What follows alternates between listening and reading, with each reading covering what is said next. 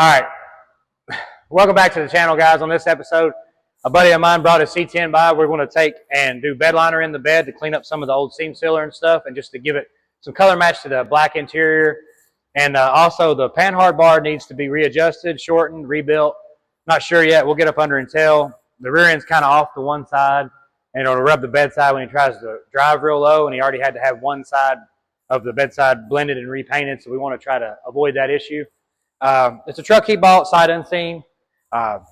He's a great friend of mine, a collector. He has a bunch of cool. I built him a 2015 GMC Sierra not long ago. Actually, it's in the intro, the dark gray one on the 26s. It's the same guy. He's a great friend and an awesome customer. He keeps me busy. So we're going to tackle the bedliner and rebuilding this Panhard bar to get this thing where he can ride low and show it off. All right, guys.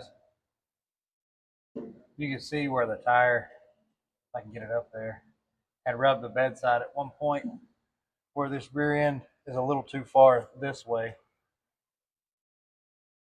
The Panhard bar, I believe we could actually take the measurement out and rebuild the bar itself to move the rear end back over toward the passenger side to keep it from there. We've got plenty of clearance on the other side. I believe it's been,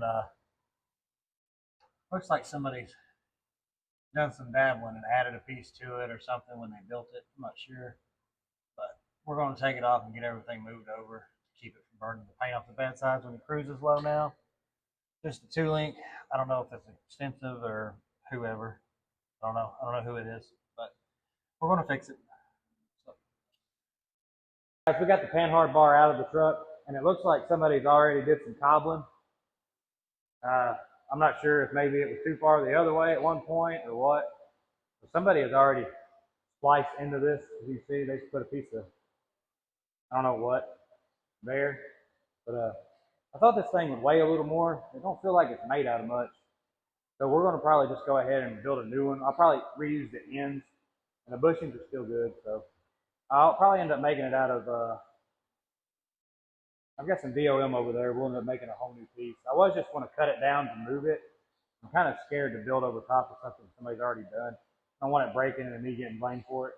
So we'll get you set up here, and we'll try to make a jig off of this. That way we at least have the right location, but we know that we're going to slot the hole on one side of the jig, and that way we can move this in. By everything that I measured, it looks like we could go 3/4 of an inch toward the passenger side, and that should split the difference between the rear end. But of course, we'll have to throw it back on and cycle it to make sure everything works.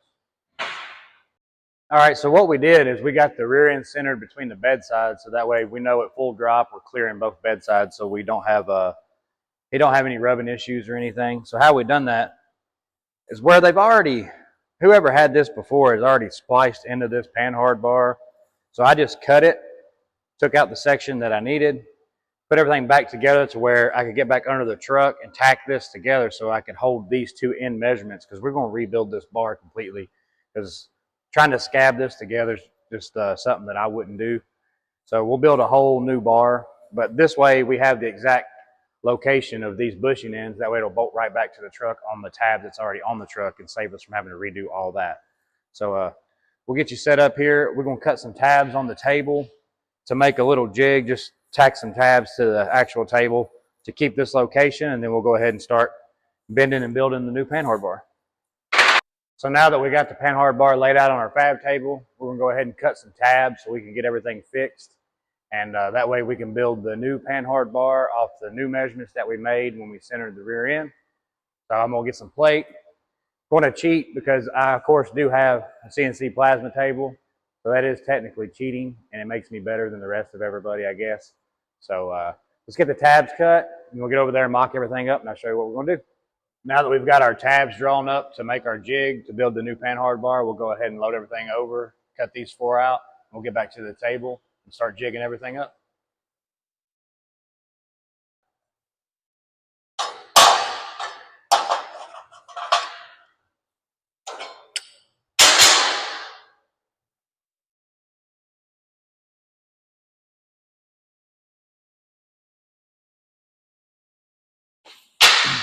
So now we got our tabs cut.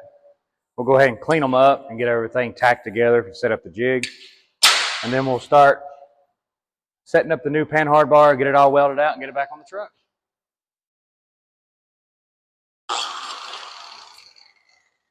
Now we just give these tabs a little cleanup, get them ready to start tacking these to the table to set up the jig for the new Panhard bar. It's got a little bit of dross, nothing crazy, and like once I break these off the table, they'll just be thrown in my little scrap bin to keep for future things I'll use. I try to reuse stuff like this because always building jigs or something for something. So.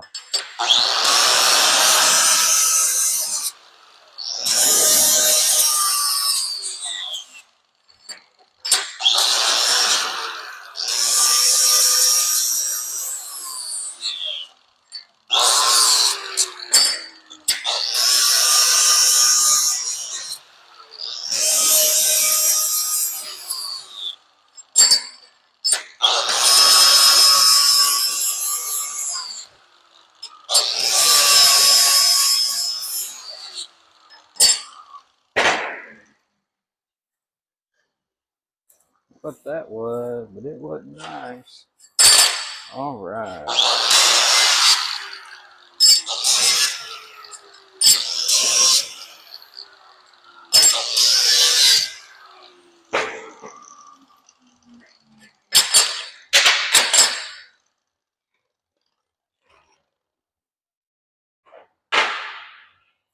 Get our bar put back together.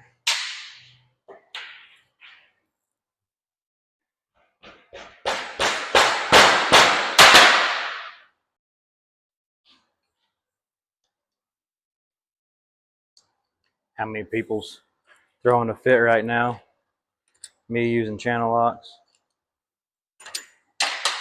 Obviously never worked in a maintenance department. I've seen more people fix stuff with 2 sets of channel locks and crescent wrenches than I ever admit to, or ever cared to admit.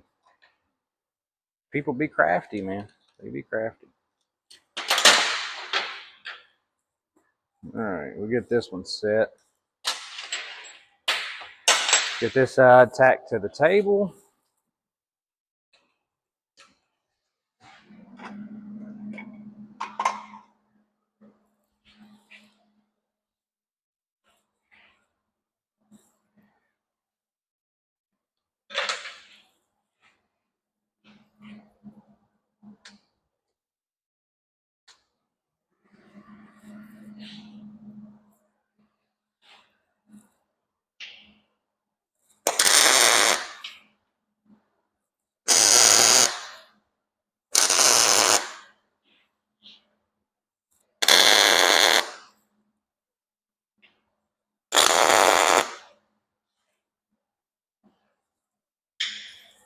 All right, now that we've got the spliced up section of what used to be the Panhard bar cut out and the bushing ends located and tacked to the table, that way we know that this is actually what come off the truck, and now that the rear end should be square, we're going to go ahead and get rid of this.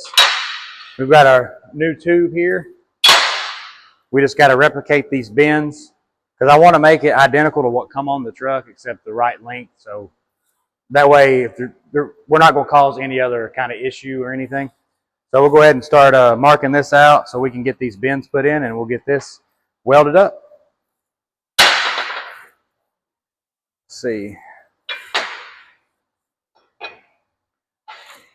When I do something like this, mark bends, always leave room to trim off the ends because every time you bend it, you know, you're either taking or increasing material length. To me, it's always easier just to leave a little more and trim it down at the end. So.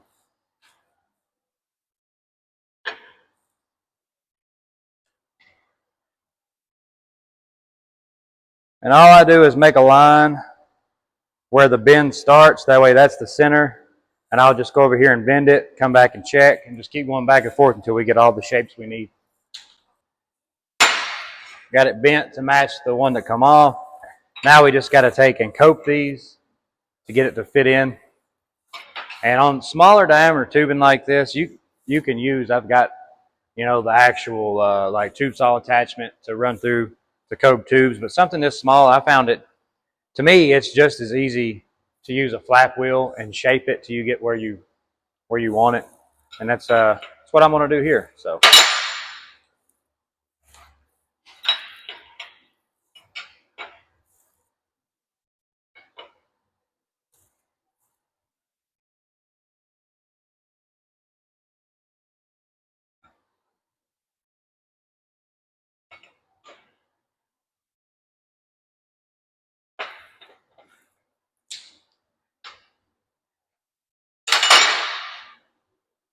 Get you set up here.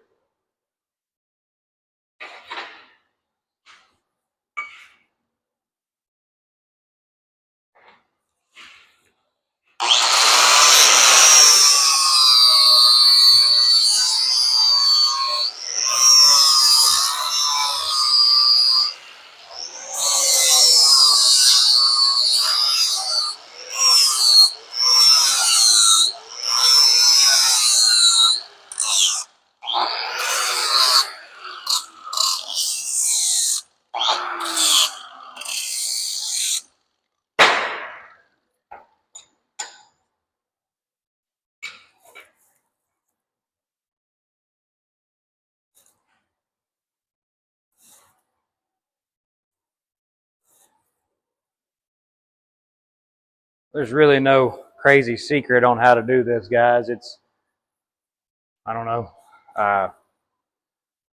mark a little, trim a little, check a lot, and just inch your way in closer and closer. Don't try to take big cuts. Take your time. Nobody's in a race. I guess it's that old saying. It's like, how do you eat an elephant? One bite at a time. Same thing here, guys. Just a little trim here, trim there. Work your way in until you get it where you want. It'll be a lot easier. If you try to do it all in one whack, you'll be like me, and it'll be 3 inches short when you bring it back over here to do it.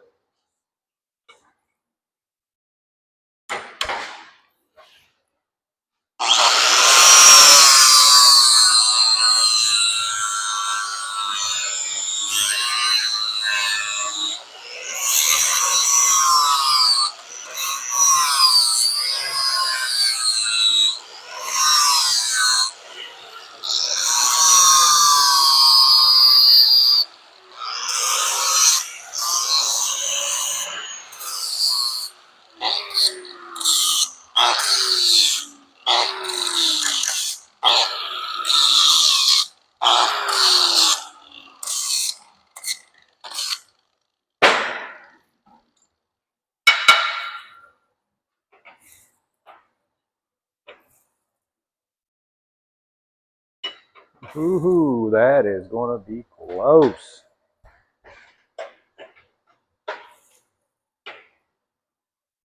Yeah, buddy.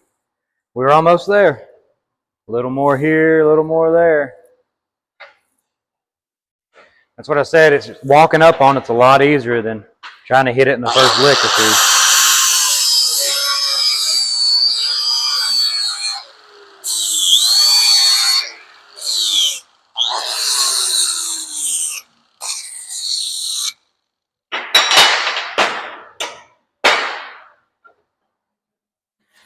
All right, guys, now that we got this tube cut to length, coked, everything fits nice, we marked centers of the housing and the tubing. So now we'll get it tacked together. So that way we can remove the bushings, get everything welded for the final time. We'll probably check it on the truck before we get too carried away. Even though we built it off of the actual bar that come off that we shortened to get our right measurements, we still want to check everything. Because I have welded stuff up and it surprised me.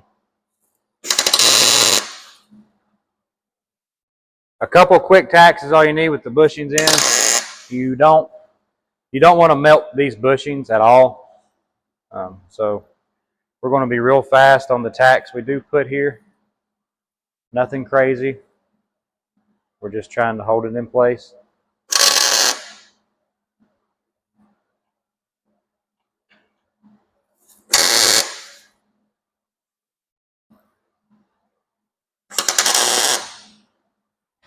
Just like that. There's your bar.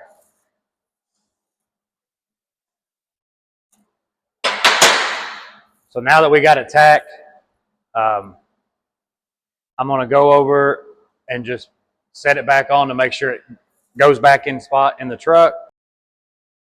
Okay, our Panhard bar fits back in the locations that was made on the truck. We just wanted to double check everything before we welded it out, but everything fits good. Now we're just going to triple check our measurements between our bed sides to make sure that it is centered. But like I said, it was too far to the driver's side, a little over 3/4 of an inch, and it was rubbing that bed side on that side when he would be really low trying to ride. But now we have moved it back over, so we're going to triple check our measurements, and then if that's all good, we're going to pull the Panhard bar off, remove the bushings, weld it up, and give her some paint. We'll get back as soon as I get it set on the table.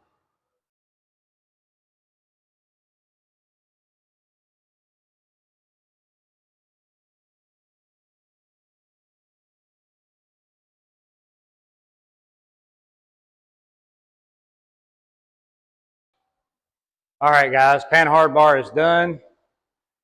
Everything's sanded, ready for paint. This one's actually a little beefier than the one that come on the truck, so that's good. But we'll show you my high-tech paint booth here in a second. I hang it off the side of the table and spray paint it. But we'll get this painted. The bed's being cleaned right now to get everything lined out for the bed liner. So we'll get this shot in some chassis black, let it dry. Once it's dry, we'll get it back on the truck, and we'll go from there. All right, guys, we've got the new Panhard bar built, painted, and assembled.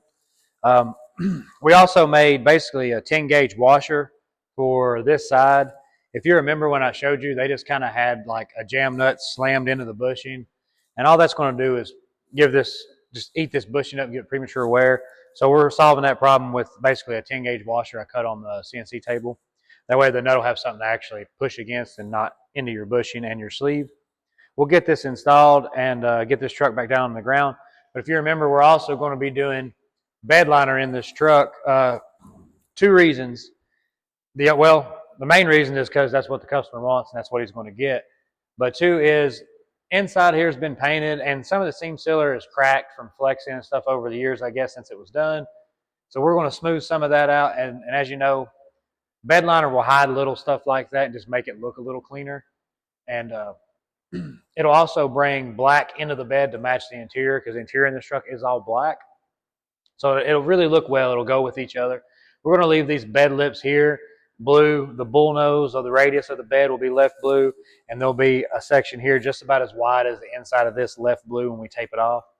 But I figured I'd share a secret. If you're going to start sanding on something that you know that's been waxed and detailed and had, buffed on, stuff like that, that's got chemicals on it, wax, and you know that somebody has polished this bed floor a time or two, so I know it's got some in it. The best thing to do for you ever hit it with sandpaper is to wash it with like Dawn soap, degreaser, something, just to break all that stuff out of there before you ever start sanding on it, because you start sanding on it, all you're going to do without cleaning it, you're just going to push that wax and stuff down into it, and then you have a chance of when you recoat of fisheye, lifting, or whatever. And we don't want that bed liner to lift. I've had really good luck with the Raptor liner kits, but you have to get aggressive with your prep, 60 and 80 grit, and really, really rough it up so you get the mechanical bite. And also, guys, don't be afraid to use your adhesion promoter. That's your best friend with this spray and bed liner stuff.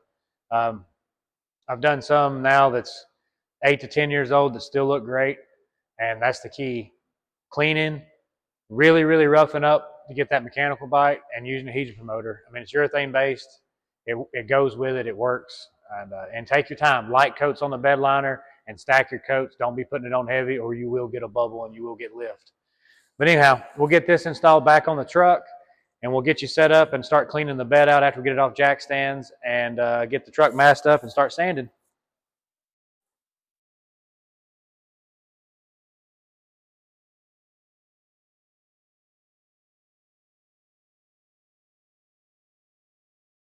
So it's the next day. We've got the Panhard bar on the truck. Everything worked out great. We've got everything sanded and prepped for the bed liner. The tailgate's prepped. We're going to give it one more wipe down with some degreaser before we actually start shooting a few coats of adhesion promoter, and then we'll mix the Raptor liner and we'll get ready to start spraying.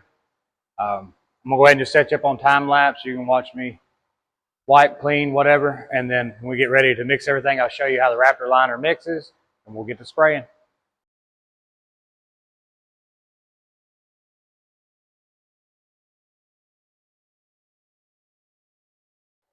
All right, now that we got everything wiped down and clean and everything's been prepped really well, we're going to use some of this U-pole adhesion promoter. This is what I use every time when I do the Raptor liner bed liners.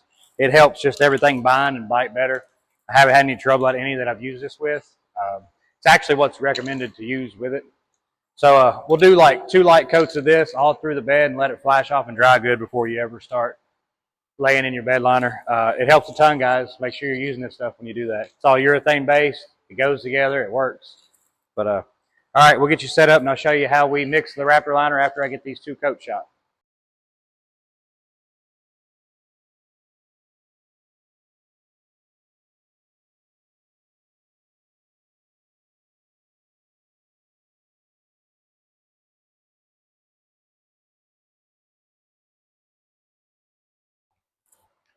So in your Raptor liner kit, you get the actual coating, the hardener,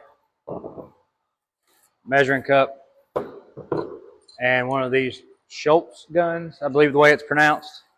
Also, the kit that he gave me, it's got a little pan if you wanted to like roll it on, but I've always sprayed it on. I've never did the roll on, so I can't really tell you how that works. But with this here, I know you use, in each one of these, use 8 ounces of the hardener, and all you do is fill it up to your cup where it says 8 ounces, put it in here, put your lid back on this, shake it up really good for 2 or 3 minutes, and then your Schultz gun actually just screws down in here, and you run your air about 40 to 60 psi, somewhere in there. Keep back a good 18, 20 inches or so and do even coats. And you don't put it on heavy, guys. Just light coats. Give it a good 30 to 40 minutes in between each coat. Also, you got to let this stuff gas off real good or you'll get a bubble or it'll peel. It's a time game with this stuff. Take your time. Light coats. Go do something else for a while after you get 1 coat on. Don't put it on too heavy, and it'll turn out really well. But anyway, like I said, hardener, 8 ounces into each one of your kits. There's actually a line inside the can you could use too, but I always just measure it out with the cup they give me. Screw your gun down, 40 to 60 psi, I believe. Let's see. Yeah, 40 to 60 psi. And this says allow 60 minutes in between coats. But I always wait at about 45. You can wait an hour. Just make sure that light coats, guys. Don't bury it down. Don't try to cover nothing up in 1 coat. This stuff builds nice. And the longer it sets, the firmer and taller this stuff gets. So if you pile it on, it's just going to keep swelling. It's kind of like, not like kind of like spray foam in a way, but it don't get that excited. You know what I mean? It just a little at a time. Light coats, take your time. You'll get a great finish, man. Long as you prepped everything well and do what we did. Clean, clean, clean. Use your adhesion promoter and take your time and you'll get a pretty good turnout. All right, I'll wear my respirator and get ready to start shooting. The adhesion promoter's already flashed off. We're going to mix this up and let it set. Start spraying.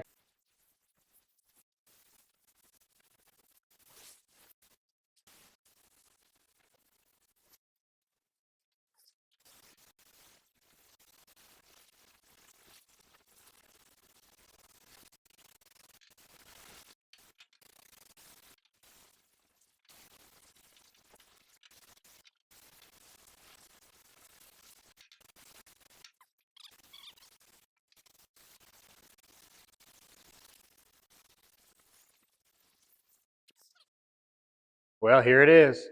It's been about 45 minutes after I got the last coat finished because I always like to pull my tape off. You never want this stuff to cure with your tape still on because you'll end up pulling liner and tape, getting tape hung in pieces of the liner. It can make a mess. So get your tape off before it cures. Give it like an hour, 30 minutes or something like that and get your tape off and you'll get really clean tape lines with this stuff.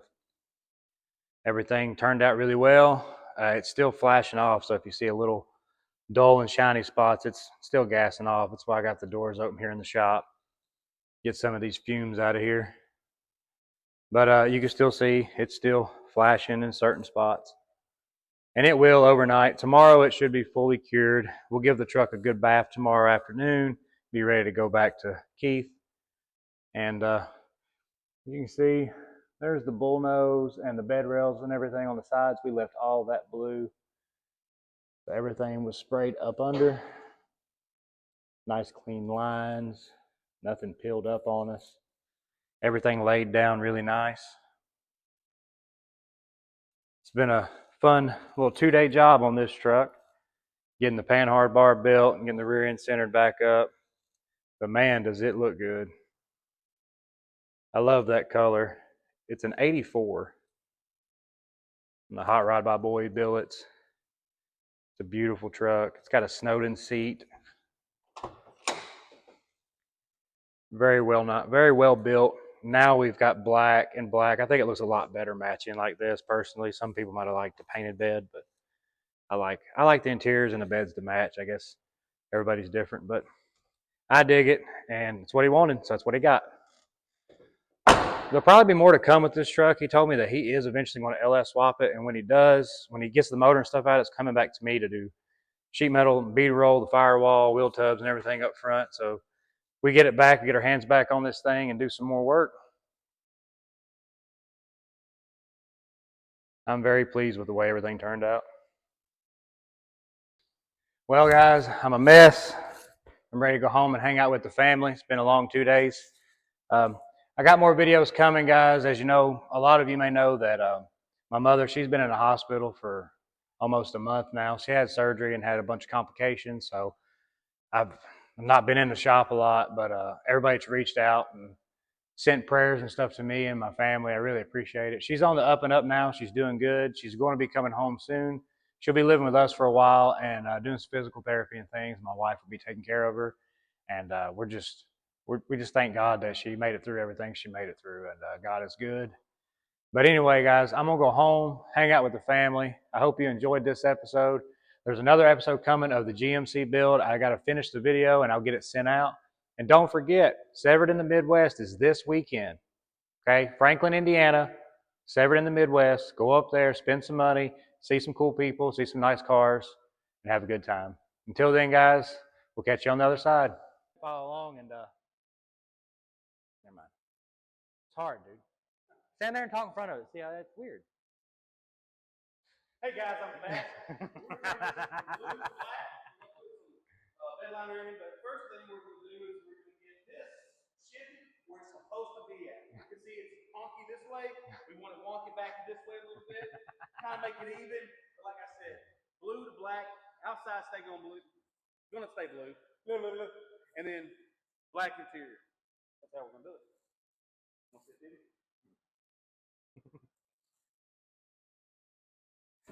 I'm putting some of that in that video. I just hope it's on there now.